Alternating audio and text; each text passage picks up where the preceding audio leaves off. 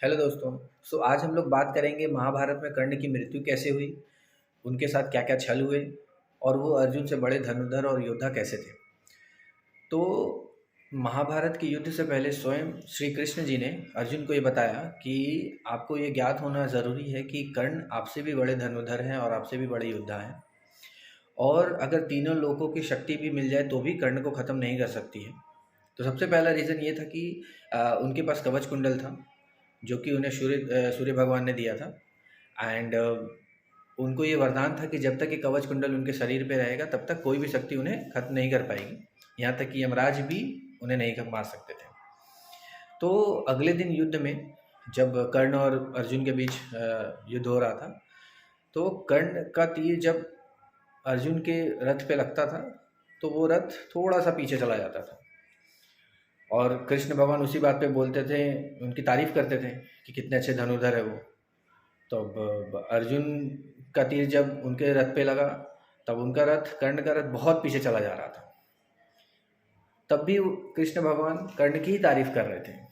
तो अर्जुन भगवान ने पूछा कि आप उनकी तारीफ क्यों कर रहे हैं, जबकि मेरे तीर से उनका रथ बहुत पीछे जा रहा है और उनके तीर से मेरा रथ बहुत थोड़ा सा पीछे जा रहा है। तो कृष्ण भगवान ने ये बताया, बड़ी इंटरेस्टिंग बात है, तो कृष्ण भगवान ने ये बताया कि तुम्हारे रथ पे स्वयं मैं हूँ, तुम्हारा सारथी, और स्वयं हनुमान जी ध्वज के रूप में हमारे रथ पे विराजमान हैं। हम दोनों के होते हुए भी कर्ण के तीर से हमारा रथ थोड़ा सा पीछे जा रहा है। सोचो, अगर हम और हनुमान जी तुम्हारे रथ पे ना होते तो तुम्हारा रथ कितना पीछे जाता। ये थी कर्ण की ताकत। कर्ण एक्चुअली में, मेरे हिसाब से, आई पर्सनली फील मेरे बेस्ट कैरेक्टर है महाभारत के, कि उनकी शक्तियाँ और उनके बारे में जो लिखा गया है वो इतने इंटरेस्टिंग है कि वो जानने लायक है। तो अभी आ जाते हैं कि कर्ण कैसे कैसे बड़े धनुर्धर थे। तो कर्ण के गुरु थे परशुराम, एंड परशुराम के शिष्य थे द्रोणाचार्य, और द्रोणाचार्य से शिक्षा अर्जुन ने ली। तो आप सोचिए कि अर्जुन ने जिस गुरु से शिक्षा ली, उस गुरु ने कर्ण के गुरु से शिक्षा ली। तो कर्ण उससे भी बड़े धनुर्धर थे।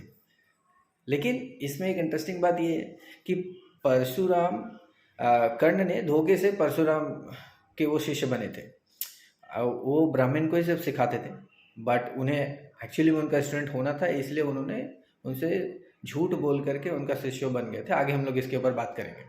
तो धनुर्धर की बात हो गई, योद्धा की भी बात हो गई। अब हम लोग बात करते हैं कर्ण के साथ क्या क्या छल हुए थे।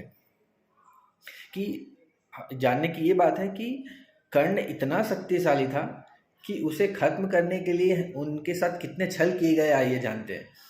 तो पहला छल ये था कि स्वयं इंद्र भगवान ब्राह्मण के रूप में कर्ण के पास आते हैं, क्योंकि कर्ण हर सुबह सूर्य देव को नमस्कार करते हैं और उनको जल अर्पण करते हैं। तो उस वक्त कर्ण से कुछ भी मांगा जाता था तो वो दान कर देते थे, इसलिए उन्हें दानवीर कर्ण कहा जाता है।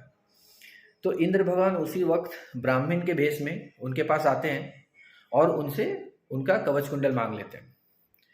और ये सोचिए कि उन्हें ये पता था, उन्हें ये पहले से ज्ञात था कि उनसे कवच कुंडल क्यों मांगा जा रहा है, फिर भी वो उन्हें उनका कवच कुंडल दे देते हैं और कुछ नहीं कहते। बट वो जानते थे कि उनसे कवच कुंडल मांगा गया है उन्हें युद्ध में हराने के लिए। ये उनके साथ पहला छल होता है। दूसरा छल होता है, युद्ध से एक दिन पहले स्वयं कुंती माँ उनके पास आती है और उनसे एक वादा मांगती है कि तुम वादा करो कि मेरे पांचों पुत्र का नाश तुम नहीं करोगे, और अर्जुन पे तुम नागास्त्र एक बार से ज़्यादा यूज़ नहीं करोगे। तो उसमें भी वो वचन दे देते कि हाँ, आपके पुत्र को कुछ नहीं होगा। ये होता है उनके साथ दूसरा छल।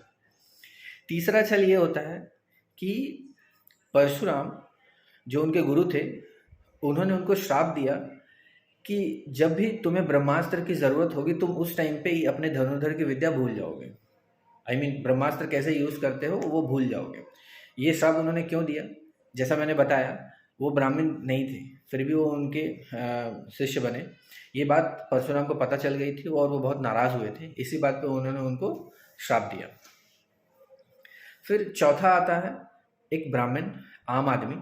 तो कर्ण एक बार अपनी तीर धनुष से अभ्यास कर रहे थे, तो उसी वक्त उनके तीर से एक गाय की मौत हो जाती है, गाय को लग जाती है और उनकी मौत हो जाती है। तो ब्राह्मण ने उनको श्राप को देते हैं कि तुम्हारी भी मृत्यु तीर लगने से ही होगी। ऐसा उनको श्राप मिलता है। एंड उसके बाद उनके सारथी, कर्ण के सारथी, जब वो कैरियट, उनका सारथी चलते चलते अचानक रुक जाता है, ज़मीन में फंस जाता है, तो उनका सारथी वो छोड़ के चला जाता है। तो कर्ण खुद ही उतर के अपने रथ के चक्के को बाहर निकालने लगता है। तो उसी वक्त अर्जुन अपने अंजलि का अस्त्र को यूज़ करके कर्ण का वध कर देते हैं। और उससे पहले छठा छल उनके साथ ये होता है कि कृष्ण भगवान को ये पता था कि कर्ण जो है एक बार से ज़्यादा नागास्त्र अर्जुन पे यूज़ नहीं कर सकते। तो जब कर्ण नागास्त्र यूज़ करने वाले थे, उस टाइम पे ही कृष्ण किसी तरीके से कर्ण को डिस्टर्ब कर देते हैं, जिसके वजह से वो अस्त्र काम नहीं करता है, ताकि दूसरी बार तो वो नागास्त्र यूज़ कर ही नहीं सकते। तो ये थे उनके साथ सारे छल। तो आप सोच के देखिए कि कर्ण इतने बड़े योद्धा थे कि उन्हें मारने के लिए इतने सारे छल और इतना सारा श्राप था। अगर वो नहीं होता तो कर्ण को कोई मार भी नहीं पाता। तो यही समझने वाली बात है। तो इस कहानी से हमें यही सीख मिलती है कि आप कितने भी शक्तिशाली हो, आप कितने भी पावरफुल हो, जीत उन्हीं की होती है जिनके साथ भगवान होते हैं। कहने की बात है कि कर्ण इतने शक्तिशाली थे, फिर भी अर्जुन क्यों जीत गए? क्योंकि स्वयं भगवान उनके साथ थे, श्री कृष्ण भगवान उनके साथ थे। तो भगवान जिनके साथ रहते हैं, जीत इनकी होती ही है। यही हमें सीखने को मिलता है। तो हमें ये चीज़ हमेशा ध्यान में रखना चाहिए। तो इस वीडियो में इतना ही, मिलते हैं हम लोग नेक्स्ट वीडियो में।